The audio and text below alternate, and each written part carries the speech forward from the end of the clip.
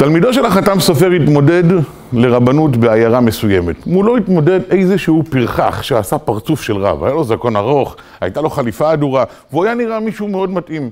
העיירה התחלקה לשניים. חלקם רצו את התלמיד הצדיק של החתם סופר, וחלקם רצו את השני, ואף מערכת בחירות לא הסתיימה לטובת אחד מהצדדים. יום אחד הגיע הפריץ, ראש העיר הגוי של העיירה, והחליט שהוא זה שיפסוק מיהו הרב הראוי. הוא קרא לשני הרבנים וביקש מהם להיכנס לחדרו. כאשר נכנס הראשון לחדרו, אמר לו הפריץ, מהו הספר שנקרא אצלכם הכי הרבה?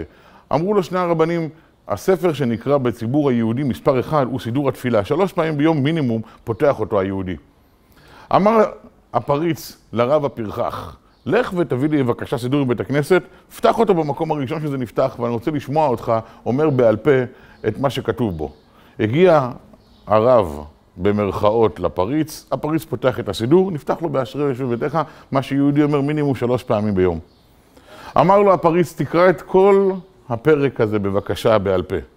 הרב קרא אותו בשטף, בפטוס, ועשה את זה בצורה מדהימה ויפה. הפריץ אמר לו, עבור את המבחן בשלום, תקרא לחברך.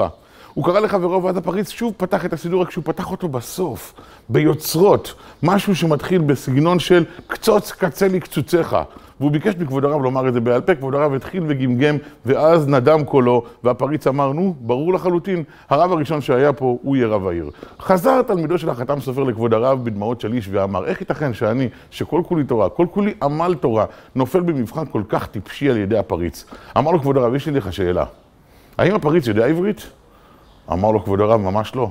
שאל אותו כבוד הרב, החתם סופר, מה מנע ממך תלמידי היקר, כאשר פתח הפריץ בקצוץ קצה לי קצוציך, לומר את פרק התהילים אשרי יושב ביתך, אותו אתה יודע בעל פה?